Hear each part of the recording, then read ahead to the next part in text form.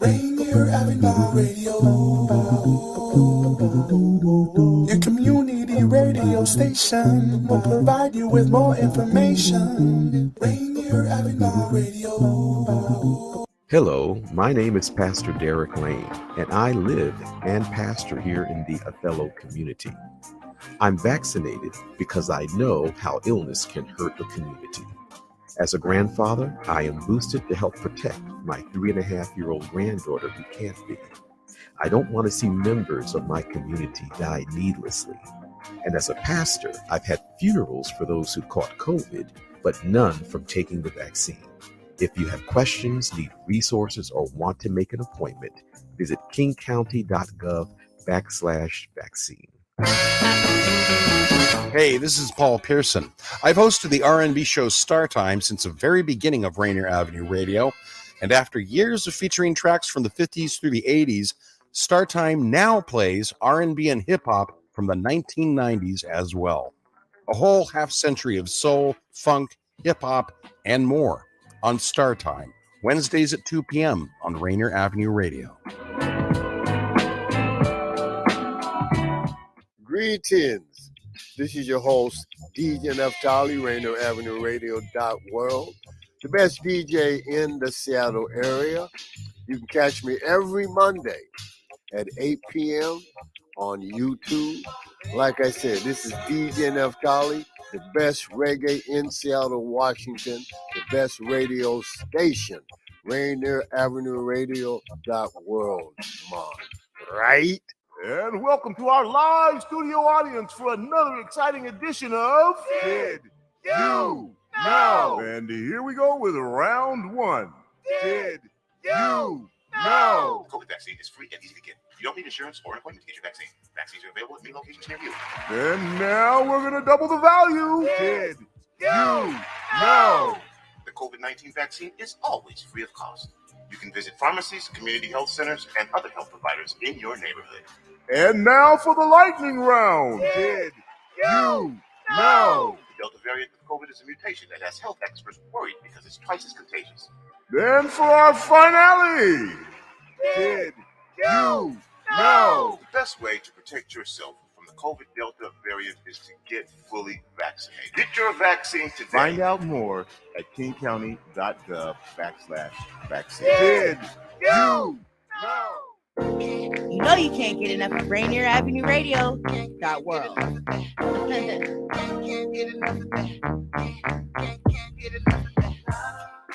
You're listening to HeartBeat Radio. I'm your host, Cindi Bright. HeartBeat Radio is a conversation aimed to take the pulse of corporate America. Opportunities for people of color, we're getting lost in the shuffle of change. I'm that provocateur of change. The hearts of corporate America are addressed. Access and opportunities will be accelerated for all people. Through HeartBeat Radio, you will gain a deeper understanding of what is necessary for change. Good evening, everybody. Welcome to HeartBeat Radio and Podcast. I am your host, Cindi Bright. Let me adjust my lighting here. Welcome to our show this evening. We are excited to have a good lineup. It is the final show before the primary elections. Ballots have dropped. Let's bring Joy in with me this evening before we kick off and introduce our guests this evening. Good evening, Joy. Are you wearing your blue this evening? I'm wearing my blue. I'm representing my LD and climate. Get back to the table. Senator Manchin, sign it. Let's do this. So good to be here with you, Cindi. Yeah, we are excited to have on our multicultural leaders with us this evening to talk with us. And we're excited to both highlight their campaigns. They are all elected officials, so they are all running for re-election. We're excited to hear from them, talk to them, encourage them. We'll be showing you their campaign sites. Let's start off. We've got 3 of our electeds here with us tonight. Let's start off. I'm going to do them in alphabetical order. Let's start off with Senator Manka Dhingra. Senator Dhingra has never been on HeartBeat before, so we are welcoming her for the first time. She is out of the 45th Legislative District, which is Redmond, Sammamish. She is the Deputy Majority Leader of the Washington State Senate. She is a prosecutor, a behavioral health expert. She serves on the Senate Law and Justice Committee and also on the Ways and Means Committee, which is the Budget Committee. Let's welcome Senator Dhingra on with us this evening. Good evening. I am so excited to be here. I can't even tell you, being in the same space with the two of you. We are glad you're here. You're glad you're here. We're happy to have you here. Happy to have you talk. Let's welcome our second elected official. It's Representative Debra Entenman. Representative Entenman is out of the 47th district, the Kent area. She describes herself as a former non-traditional student who's passionate about education. We know her, so we know she has been very passionate about fighting for education for her students. Let's welcome in Representative Debra Entenman in with us as well. Hello. Thank you for having me. Good to see everybody. Yeah, we can't see you too well. We can't see your face. And then last but not least, let's welcome in, I call her Reverend Taylor, but we have Representative Jamila Taylor out of the 30th, which is the Federal Way area. She has been on HeartBeat before. Representative Taylor is a public interest attorney. She's a youth advocate, a small business owner. She's also the chair of the Black Caucus in the Washington State Legislature. So let's welcome back to HeartBeat Radio, Representative Taylor. Yay! We usually don't bring as many of you guys. Oh, you're on mute. You're on mute, Jamila. Mute works here too. Oh my goodness. Okay, it's been a minute since I've been here, so way to start off is, with a silent roar. Well, we're happy to have all of you on. I'm just trying to give a final push to all of your campaigns. You guys have all been active. We've been watching you at your doors. We've been watching you do a lot out in the community. And we certainly want to highlight each of your campaigns. So why don't we start with you, Senator Dhingra, and let's just hear about your campaign, what you're running on, how your campaign is going. Well, thank you, Cindy. And I love that you called her Reverend Jamila Taylor. I'm going to start doing that now, because if you hear her speak, that is an appropriate title. So, Jamila, you have a new title from me now. But thank you, Cindy, for bringing that to my attention. The campaign is really interesting because, as you know, I have won this seat twice. I ran for the first time 5 years ago, and we flipped the Washington State Senate with everyone's support. And then because it was a special election, I ran again the following year. And what I love to say is when I first got elected, I doubled the women of color in the Senate from 1 to 2. People always clap, and then I go, no, it's actually really depressing that in 2017 we had 2 women of color. We're now up to 6. Woohoo! And so I got to say, so this year I actually was very excited that I'm not going to be one of the targeted races, because I've won the district twice. I won with wide margins the second time. And unfortunately, the Republicans apparently do not see the same data that we do. So until a few days ago, I had the privilege of having the most amount of dollars spent against me. I think I'm up to $326,000 that the Republicans have spent against me in this race. So are they scared? I take it as a badge of honor. I think I make them nervous. I am glad that I do, because one of the things I love is that I feel I've really changed the culture in the Senate.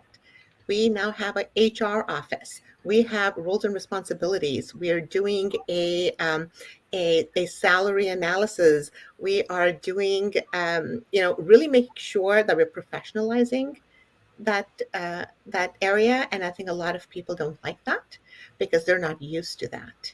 We're making our supervisors responsible in the manner in which they supervise others. So I love these changes because I think it's so critical to help our workers and making sure that when we're hiring, we actually have job descriptions, that we have a process where people send in applications, that there's a panel that is going to interview the individual, and then there's a decision-making committee instead of someone knowing someone's aunt or, having a connection and getting hired. So, I do like being a cultural change maker, and I love the changes I'm bringing to the Senate. And if that makes them nervous, hey, bring it on. So be it. So be it. Yeah. That's mean, awesome. you're just bringing them into the 1980s, right? To just put some basic processes in place. Jeez. Representative Entenman, how are you? We haven't seen you in a minute. How are you doing this evening? I'm doing well. Thank you for asking. I think the campaign is going well, a little slow to raise money, but I think that is just everyone trying to decide what it is they're going to do in the 47th. It's a crowded field of people. The Republicans have targeted my district, not unlike others. I think the strategy of recruiting people of color to run against people of color is very interesting. And I hope people won't be fooled and will really take a look at the platform and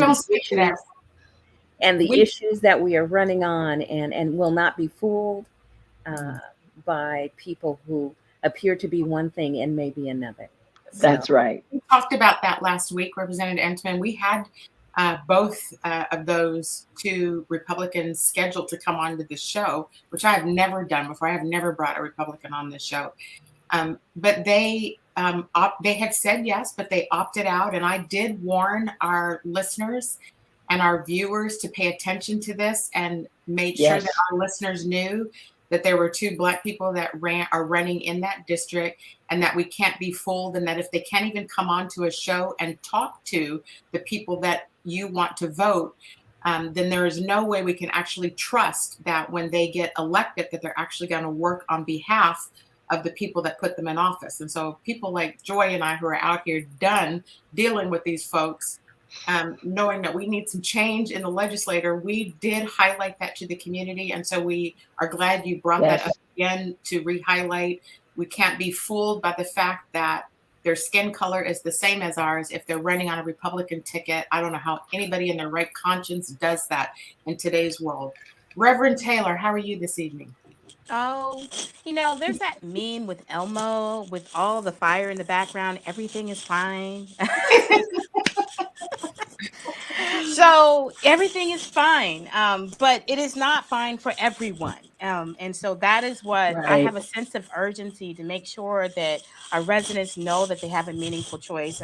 I'm running again against a person who is a Black woman Trump supporter. So I have always talked about shared values and making sure we communicate our message effectively to our residents and our voters around what's at stake, what benefits they have in terms of who's on the ballot and what have you.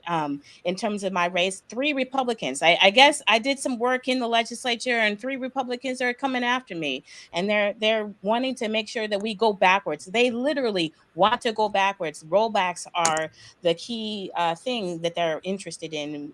Rolling back the police reforms, likely roll back reproductive justice, and then of course other aspects around LGBTQ rights. I mean, the policies that the right are really pushing forth in the state, it's not about tax cuts and anything. They spend more energy on these social issues that are not in step with the residents of King County.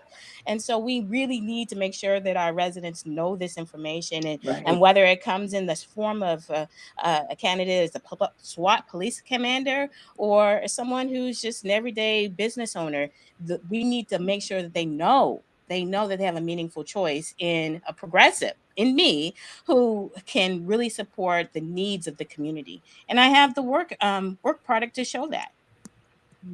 We know you guys have been doing the work. Yes. We have a great producer on the show. So. If you say anything, Daniel's gonna put it up. So you said it. You said it, Representative Taylor. So he put it up. Well, we know that you guys walked through fire last session. It was short. It was quick. It was fast. It was hard. First of all, thank you for being there, all 3 of you. Representative Taylor, can you tell me one highlight that you take from that session, this past session? Well, I mean, continuing the work of the Legislative Black Caucus as the chair, the current chair, and succeeding Reverend Entenman as the immediate past chair, I knew that I had to carry the torch of the work of the founding members and make sure that the members who are in the caucus, we have 10 members, work in solidarity Nice. with not just members of color, but the entire Democratic caucus. And so working across the aisle, working with our senators, especially Senator Dhingra, who told me and taught me around coalition and collaboration building, and Right. making sure that we're delivering information that helps people align with us. I mean, people want a reason to go with the policies that we're supporting. So being able to pass the doulas bill, being able to Oh yeah. bring awareness to sickle cell awareness, knowing in our first session or my first session, we were able to pass the Juneteenth and seeing it being celebrated statewide in a way that is more inclusive than we ever thought it would be. It's essential that we really then continue the work of ensuring that the community has trust in our law enforcement. And we made some adjustments, and they were reasonable adjustments along the police accountability bills. There was a lot of work and a lot of conversations that was had by so many people in this work that it wasn't about just the Black policy. And I've said this before. It's like when you lift up the most marginalized communities, you lift up all of us. And so the work that we're doing in the legislature really supports our whole Washington. And for me, it's the honor and the privilege to serve as the current chair of the Legislative Black Caucus and to carry that effort into other endeavors that I may be working on for the district and beyond. Can you confirm that legislation around police accountability, that the police were at the table with y'all? Yes. Yes. Can we hear you say that Yes. for the folks in the back? So there were approximately absolutely 7 different police agencies at the table from the beginning of the task force that the governor put forth. So for people to say that the police were not involved is not true. That's right. It's simply not true.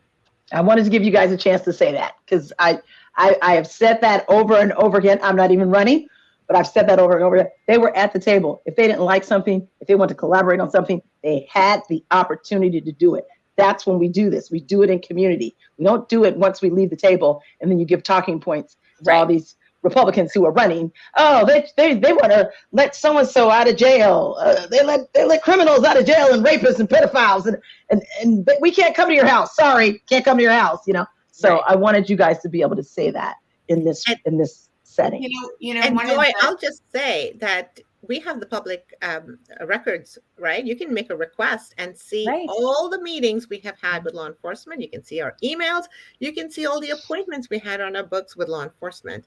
Now they're at the table. Doesn't mean we have to agree with everything they say, but we hear their point of view. Right. And we can't say law enforcement has one point of view. They are a diverse group of individuals, and they have a spectrum as well. And so there's some that agreed with us, some that didn't. Some of the policies already exist in cities like the ones I represent. And so these policies weren't that far off from what they're already doing. And so I think we also have to understand that they all don't speak with one voice. That's right. That is, thank you very much, Senator Dhingra, for pointing that out. I know that in my case, working closely with the Fraternal Order of Police Representative Sheriff Schrimsher here in the Auburn Pacific area, again, we don't always agree on everything, but to say that we did not work with the police was simply untrue. I was willing to talk to anyone at any time, even my husband and family were concerned, but I would give out my phone number. I would meet people at coffee shops. I think it's really important, though, for us to reiterate, yes, we did have conversations with people, but at the end of the day, we knew changes needed to be made. That's right. Because we were trying to not only protect people who are encountering police, but we were also trying to protect police officers. What people don't understand is, I believe we have asked them to do too much. We have simply expanded what their responsibilities are, and they did not have the training for all of those responsibilities. I think for example, as Seattle sets up reestablishes their community service officers. I'm hoping that we will look at those community service officers in Kent or in King County so that non-police, non-emergency calls can be answered by someone who doesn't have a badge or a gun. I don't think we need to have police officers answering non-emergency calls. I think that it would de-escalate a lot of the confrontations that we have with police officers. And so that's just one area where it is important for us to share all of the information, just not the information that we think people want to hear. Mm-hmm. I think an important thing, I wanted to amplify what Representative Taylor said, and with a caveat, because I often hear, this show focuses on the advancement of brown and black people's lives. And so, I get occasional feedback, I'll put it that way, about, that people that I'm bringing on the show are of one demographic. And so, Representative Taylor, when you made the comment about, the least of thee would be the biblical term for it, right? Those who are the most, I'm so done with the word marginalized. I'm now using the phrase intentionally discriminated and held back. So when we focus on those demographics of people, the rest of everyone else who is already eons above these classes of people will be rising too. And the fact that we are continually, we as brown and black women are continually having to explain ourselves, even what you just went through with the talking about you doing your jobs as legislators and engaging police force, like the assumption that brown and black people are only focusing on brown and black people and not doing, it's such an insult that we have to continue to explain this, that this is about focusing on the least of thee. And so how do we take the most intentionally discriminated communities and bring them up and help everyone else to be able to rise at the same time? That is the work of the members of Color Caucus and the member of the Black Caucus. Am I correct in what I'm saying?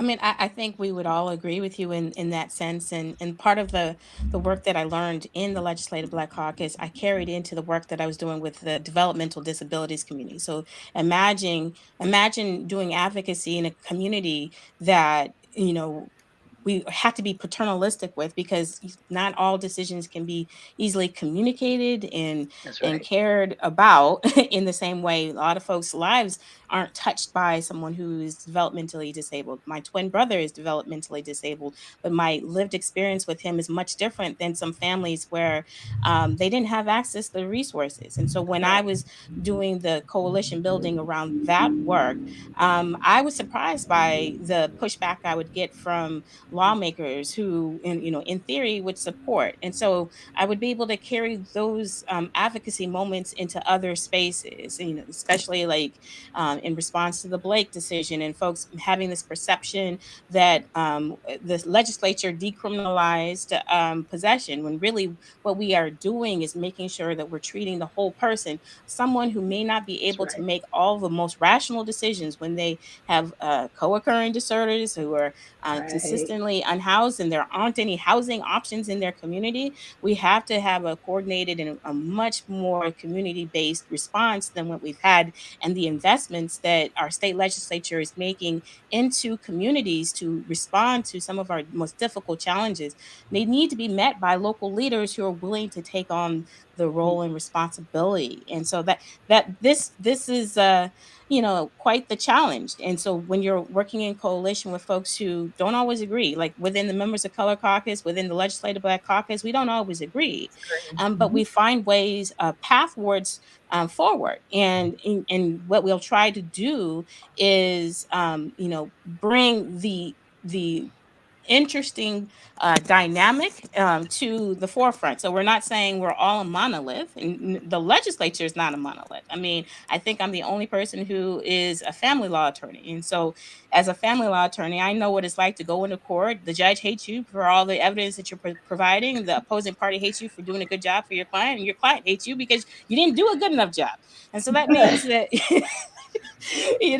No one's ever happy, and this is what the lived experiences of a legislator is. It's like That's you're right. constantly weighing lots of information and lots of stakeholders who are very passionate and are impacted by our decisions. So we weigh that work very heavily on our hearts and our minds, and take this role seriously. Or at least I would say the folks on this call absolutely do. And then we know that there's some colleagues out there who are just, they're not to get fined.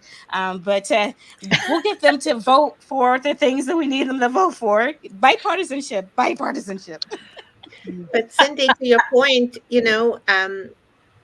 we bring our life experiences and our backgrounds to That's all right. the work that we do.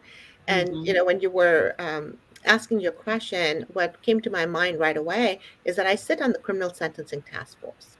And we're taking a look at our entire sentencing grid, hoping to develop a new one, really take a look at what the data tells us and adjust it accordingly. Because we do know that as a country, the United States incarcerates people at rates that are just absurd. So doing that work gets very technical and gets very serious, and we have heated discussions. And recently, after a meeting ended, I was walking out, and this woman comes up to me, and she's Hispanic background, and she's like, "Can I ask you a question?" And so she and I have this short discussion, and then afterwards she thanks me, and then she goes, "I only felt comfortable coming to you and talking to you." And she goes, "Why?" She goes, "There's no way I could have gone up and asked this question to any of the other guys." And everyone else there was a white dude. And, I thanked her for doing that. And she said, I saved her days of worrying because there's a component that she didn't understand.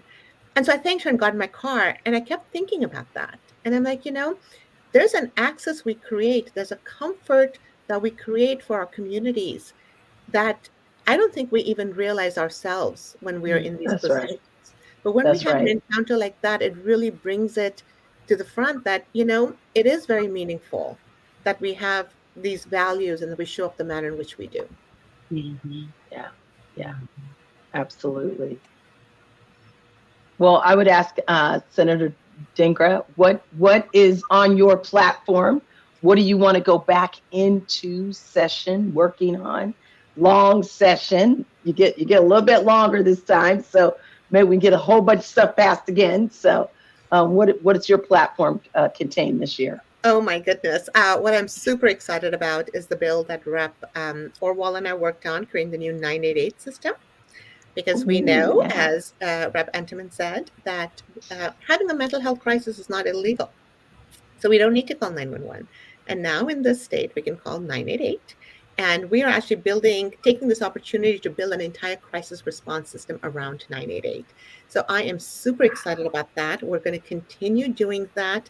We added things like, paying for crisis mobile units, paying for crisis stabilization centers. The new things that I'm working on, I will tell you, is I would love for the state to pick up the tab for the first 23 hours of care in any crisis stabilization center. That way they cannot say no. That means anyone who shows up at the door, they have to take them and provide the first 23 hours of care because the state's going to pick up the tab. So I'm just letting everyone know, make sure we're all on board with that. We're also mandating next day appointments for anyone who calls the crisis lines. So, and I've said, I don't need that to be with a psychiatrist. I just want a warm body. I need to make sure that you are doing that. I really want to make sure we're doing the same thing for our youth, that we actually have youth mobile responses that go to our schools, because our schools should not be calling law enforcement in. And so if we have that option, I would love to see that come to light. I loved Rep. Taylor's bill that she and I worked on, an assisted outpatient treatment. I was very surprised she didn't toot her own horn when you asked her about what her accomplishments were, because let me tell you, that was a big deal. That is a huge deal in our state to have assisted outpatient treatment, and we could not have done that without Rep. Taylor. So come on, woman, you need to be like. Yeah, she never does. So that bill, that was Cindy? fantastic. Senator Dhingra, I have a couple of follow-up questions, but we do have to take a quick station identification. So give us 3 minutes. We're going to take that break, and then I'm going to come back and pick back up on the 988 line. So we'll be right back. Half that up in sacks, I favor black businesses. Assuming I'm rooting for everybody that's black. Yeah. Yeah. Assuming I'm rooting for everybody that's black. Yo. Rainier Avenue Radio, your community radio station will provide you with more information. Rainier Avenue Radio. Do you feel uneasy on your feet? Need assistance to walk? Do you use a wheelchair and want to stand more? What if you could stand stronger, feel steadier on your feet? What would this mean for your daily life? Join our dance-based walking program to improve balance, coordination, strength, and stamina. Wednesdays in July and August at 2 p.m. at the iconic Columbia City Theater in partnership with Rainier Avenue Radio and Hugs and Empower Nonprofit. Walkers, wheelchairs, and canes welcome. If you can stand and bear weight for even just 5 seconds, come dance to walk with Tango Stride. Mga kaibigan, ito po si Kuya Bert Kawili. And this is Miles Salvador from Australia. And I'm Norb Kawili, also known as Norbcam. Kung gusto niyo po ang latest news and events from the Philippines at the local Filipino community, Phil-Am Radio po. We play Filipino music and interview guests from all around the world. And I'll keep you updated on the latest Seahawks and sports news. Kaya always tune in, Phil-Am Radio every Tuesday, 1 to 2:30 p.m. Pacific Time on Rainier Avenue Radio.world. And in YouTube and Facebook. Salamat po. This is Big Poppy, host of Jazz from the Cabinets. Join me each week for a listening tour of the first century of jazz, an eclectic mix of Dixieland, big band, cool jazz, bebop, contemporary jazz, world jazz, all jazz in all forms. That's Jazz from the Cabinets with Big Poppy on Rainier Avenue Radio, streaming worldwide on RainierAvenueRadio.world. Something amazing happens when you buckle a seatbelt. It's kind of magic when we put our phones out of reach, like in the glove compartment, or give extra room for someone on their bike. That little act of stopping to let someone cross the street, it's a thing of beauty. Even getting a ride home after drinking is quite heroic, because doing all the little things plays a huge role in keeping us safe on the road. Together, we get there. A message from the Washington Traffic Safety Commission. You're listening to Rainier Avenue Radio.world. Check us out on social media, Facebook and Instagram, Rainier Avenue Radio.world, and on Twitter at Rainier Ave Radio. That up in sacks, I favor black businesses. Assuming I'm rooting for everybody that's black. Yeah. Yeah. Assuming I'm rooting for everybody that's black. Yo. Welcome back to HeartBeat Radio and Podcast. I'm your host, Cindi Bright. Thank you for joining us this evening as we have three exciting elected officials who are on with us this night running for re-election. We're so excited that we get to highlight them and their campaigns. I just want to give a shout out. I see some of the comments coming into the feed. I see you, Bonnie. And 1 month from today, my son is getting married, so I appreciate you shouting that out today. Let's welcome back on my co-host, Joy Stanford, and our elected officials, Representative Jamila Taylor, Senator Manka Dhingra, and Representative Debra Entenman.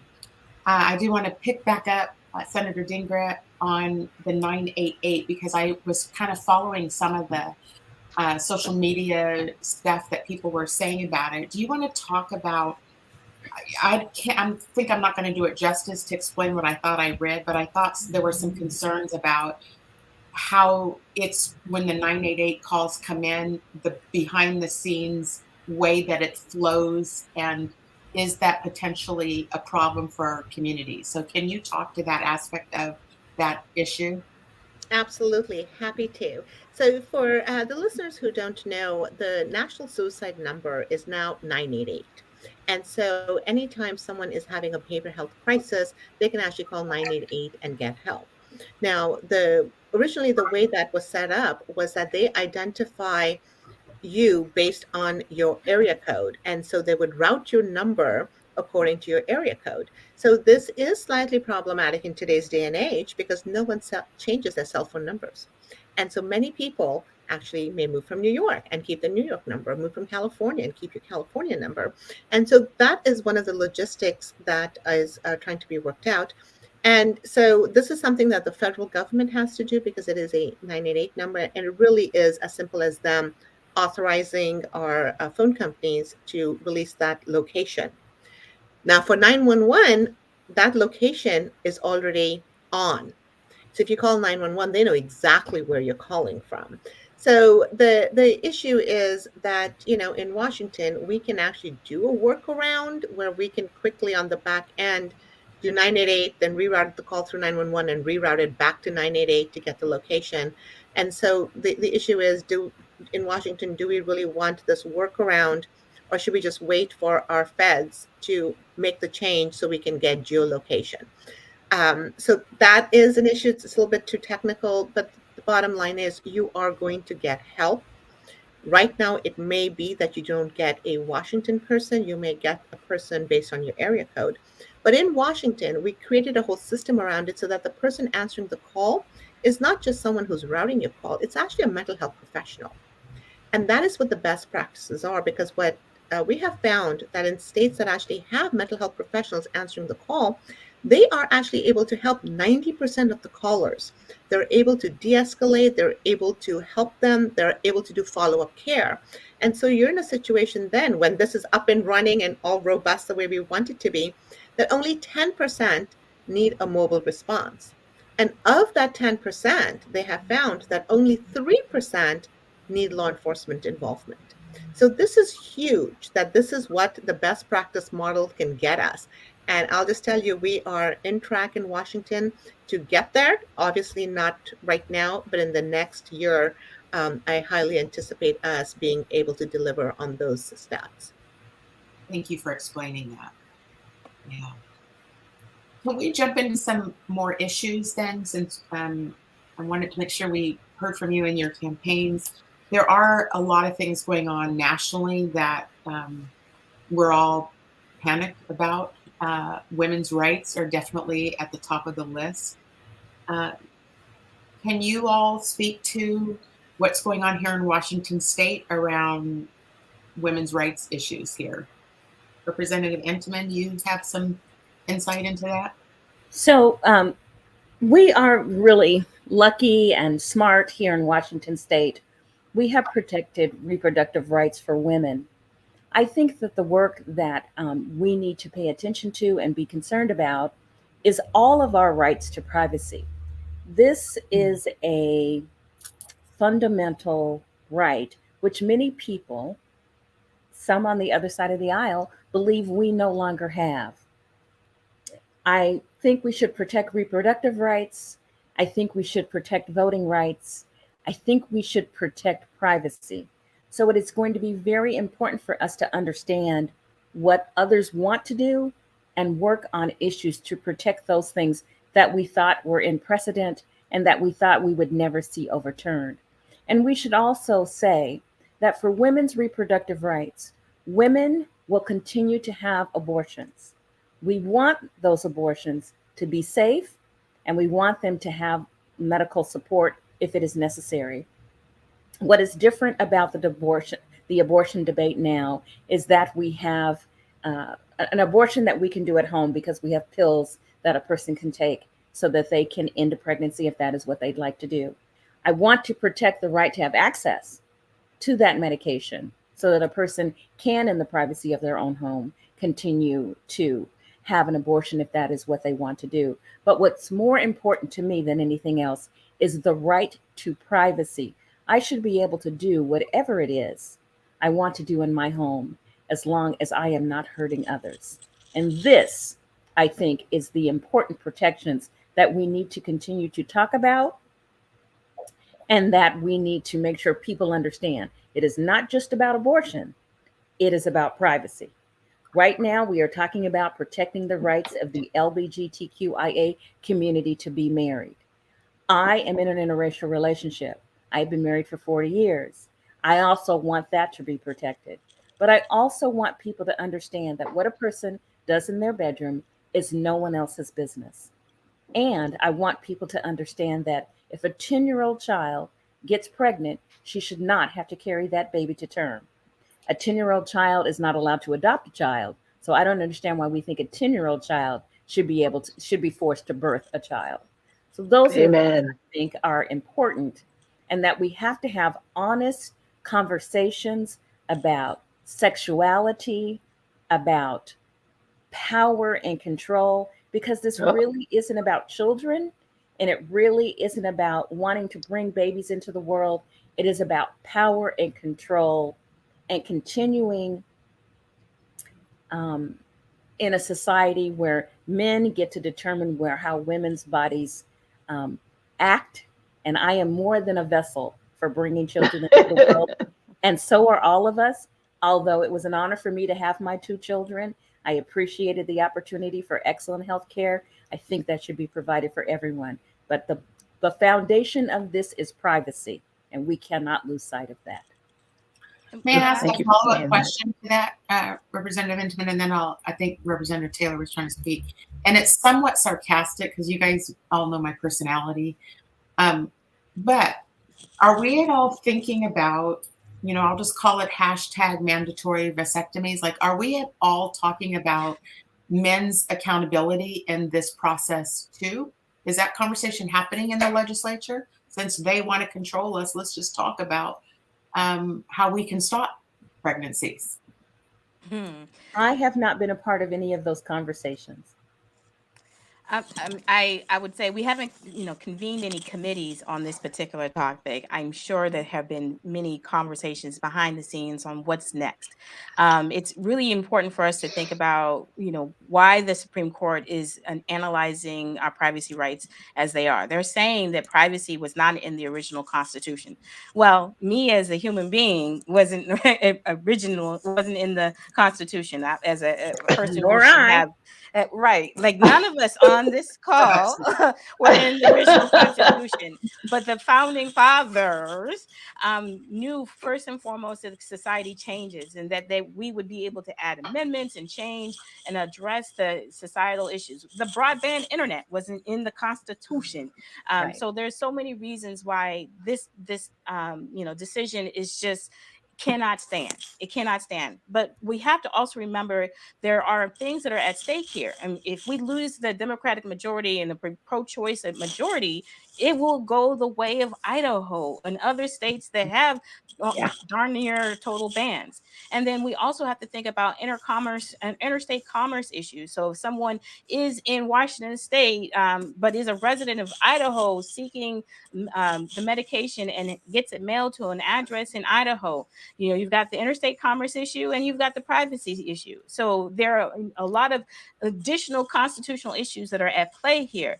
In addition, we have doctors who might be at the border areas, like in Eastern Washington, who are going to be taking care of patients who are coming from other states. That's going to be abortion travel is a thing. It will be a thing. And so we have to make sure that we protect the doctors to continue to do the services that they are doing and not face legal impacts.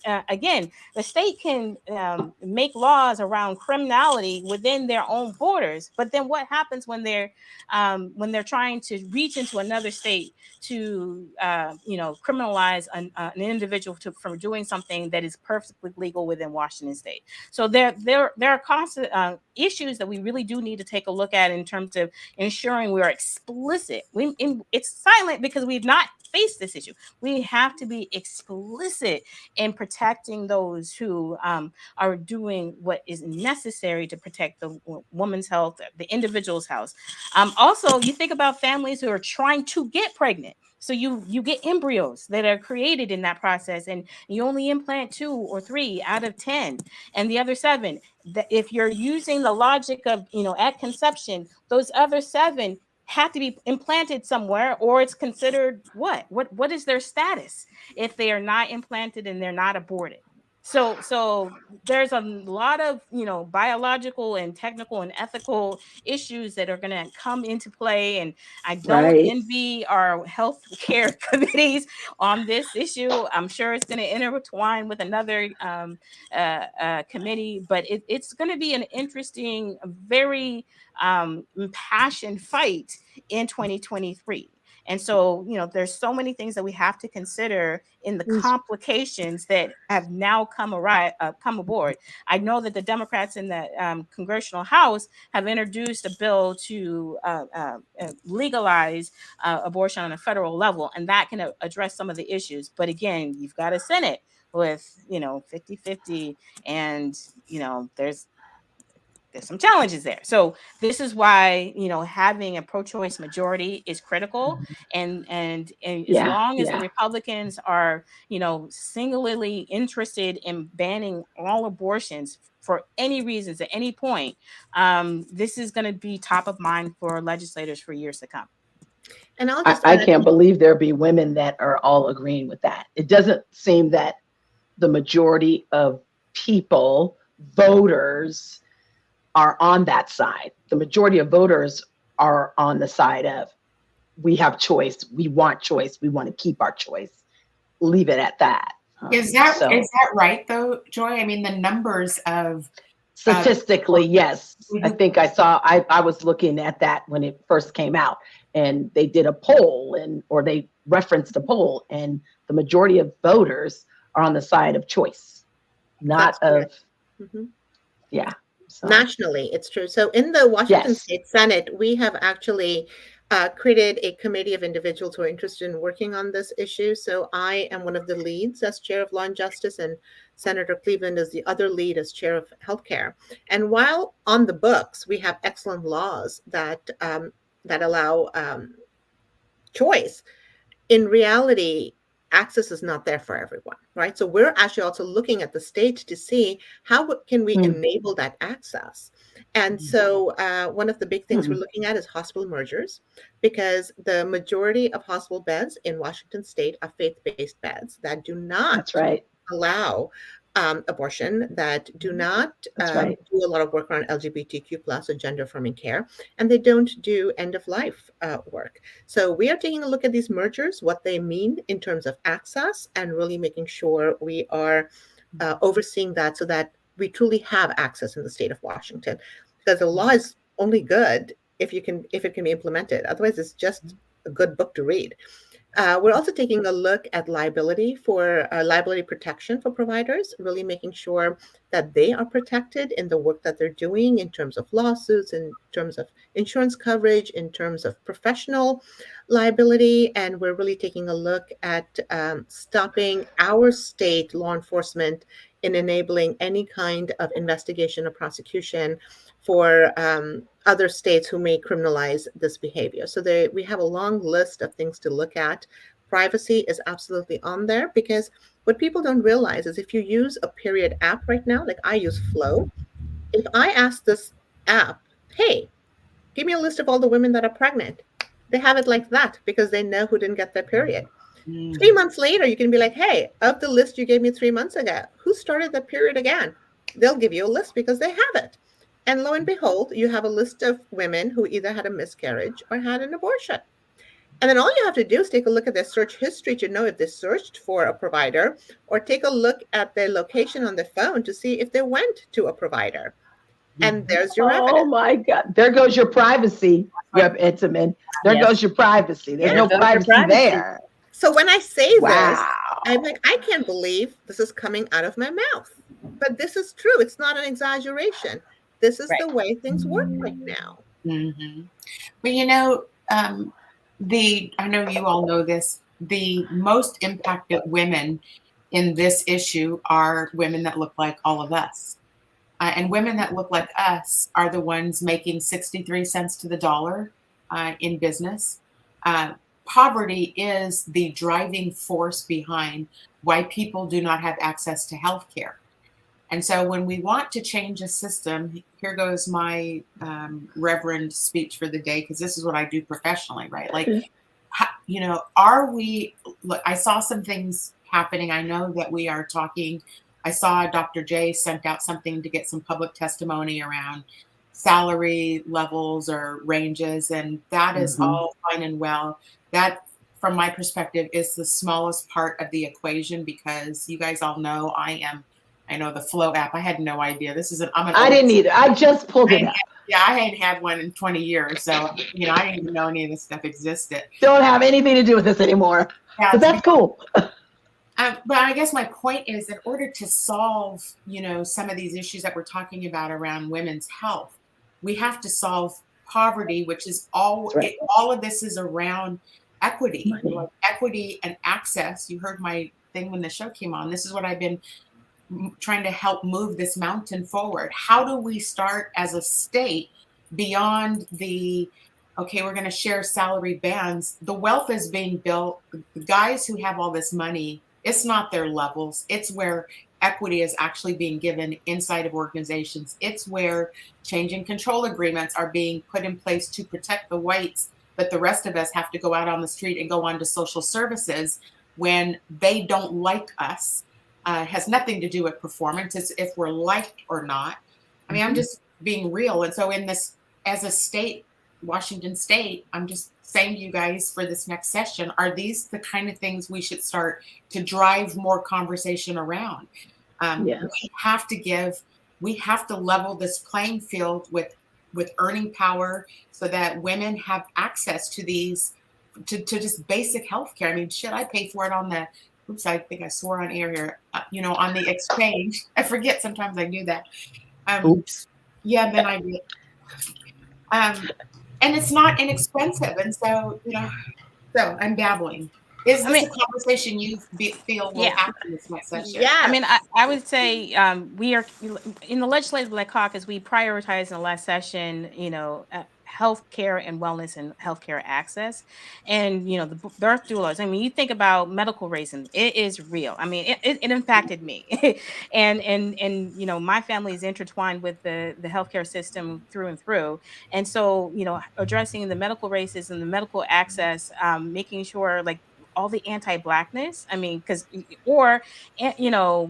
anti- women, when women are trying to advocate for themselves in the medical care, we are made to be seen as hysterical. And so, the Black women in particular, if I advocate on basic things, well, you're supposed to grin and bear it. I mean, the history of gynecology is based on the torture of Black women. That's right.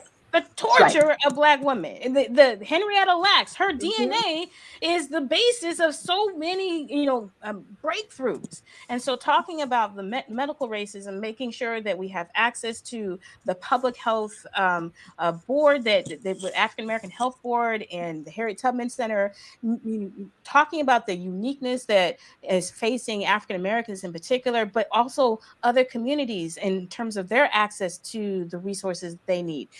I mean, if we don't hone in and have that focus and not dilute it, then we are not going to get to the heart of solving this problem. And of course, family wage jobs, making sure people have access to opportunities like that.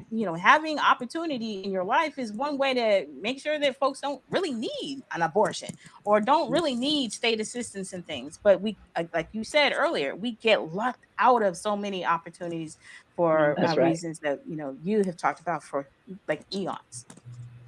I want to call attention to all of you have jobs outside of the legislature, right?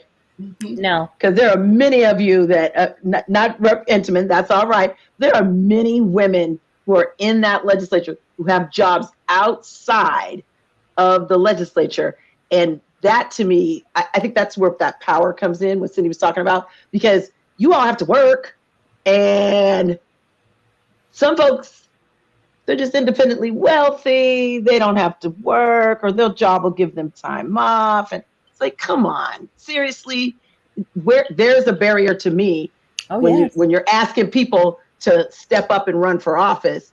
But wait, that's a full-time job. But wait, being in the legislature is a full-time job. Oh, but you only get part-time wages. Sorry. It's like, that to me is another barrier. And that's where that inequity comes in, when you have, folks who can just step up and give their campaign $20,000, hit the ground running and call it good. Just saying. So I see comments coming in. Excuse me. I see there's another comment that came in. Can we show that about the this one? Livable wage jobs shouldn't even need to have a family to be able to live and have all your needs well met with proper age. Yeah, it's pretty pathetic, Yeah. Senator, look, we live in the Seattle area that is so grossly overpriced now, and people, we're not going to have time to get to some of the other issues tonight, but the housing issue for brown and black people, like being pushed to the perimeters of everywhere.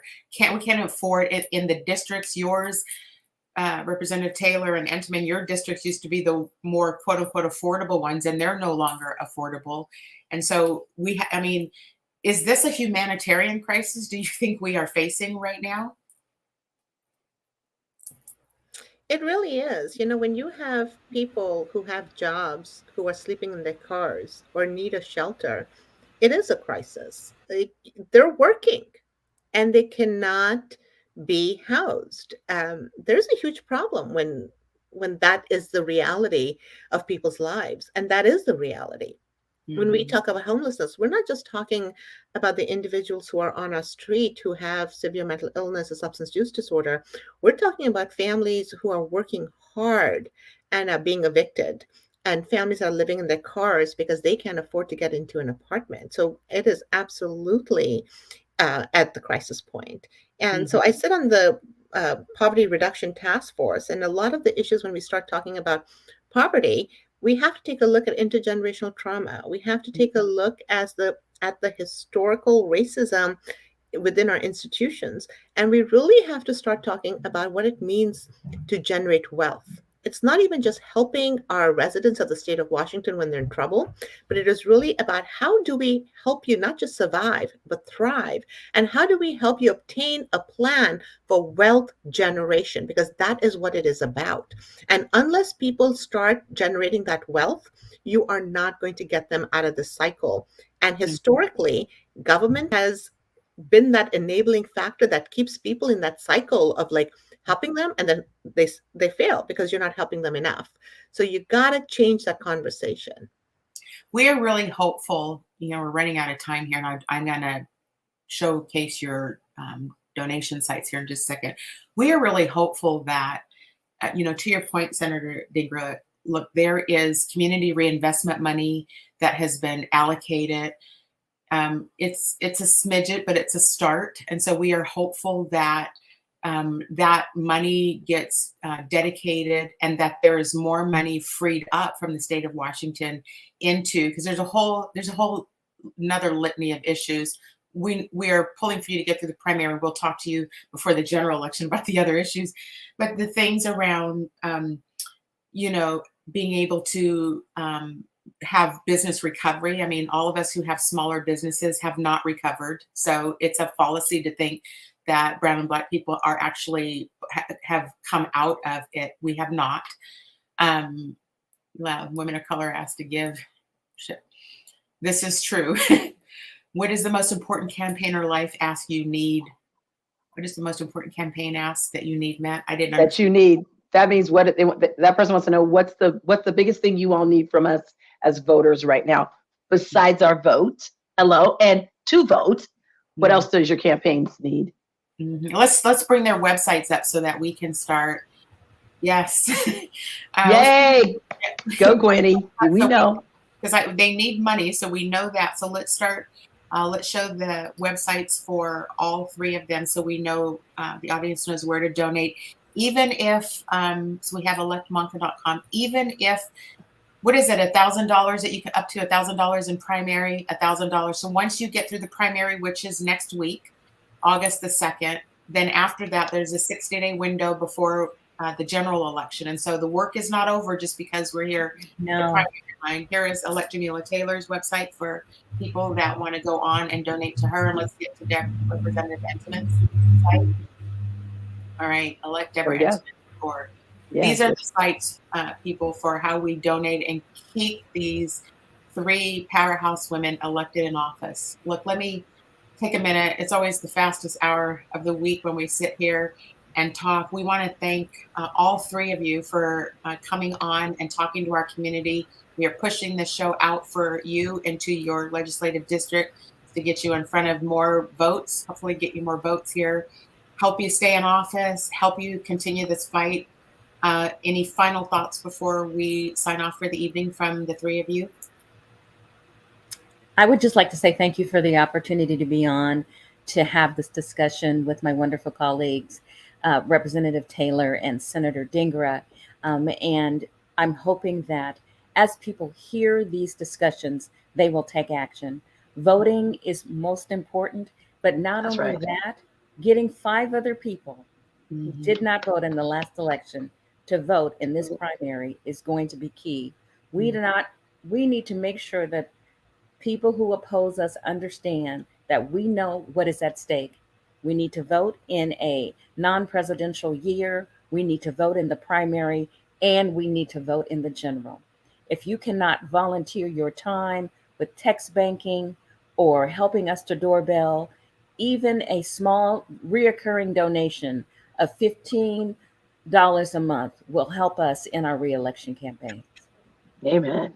Awesome. Representative Taylor?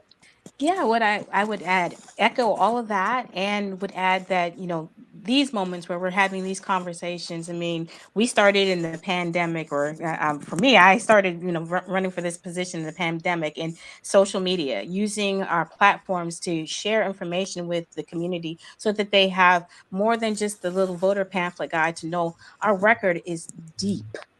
Our efforts are impactful, and that we really support the whole community. So when you're, sharing that you watch this program, Cindi Bright Show with Joy and Cindy, that reaches audiences that may not know that they are in our district.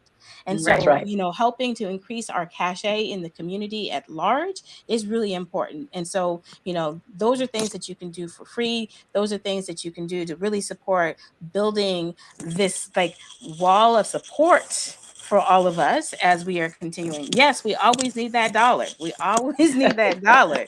But I know that some folks also can build on that campaign donation by elevating our platform, by sharing our campaign information with their communities, because that's how we talk in communities of color. That's right. We're not always picking up the lit in the mailbox. I know there's a stack somewhere that someone hasn't picked up mail in 2 weeks. So think about how you can use social media to amplify the work that we're doing in the legislature. Awesome. Senator Dhingra.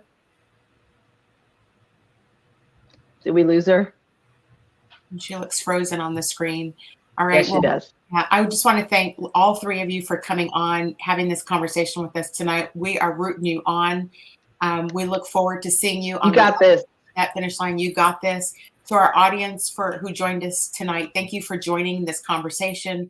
The show is getting pushed out as we speak right now so that we can get it to. Please share this with people you know. Please make sure you get the 5 additional people out to the polls. We will be focusing after in the fall on getting the younger vote out. So we're going to be off air for the month of August. We're going to recharge ourselves, and we're going to be back swinging in September. So thank you all for joining us tonight. Have a good evening. I'll see you next month. Thank you, Cindy. Up the sacks, I favor black businesses. Assuming I'm rooting for everybody that's black. Yeah. Yeah. Assuming I'm rooting for everybody that's black. Yo.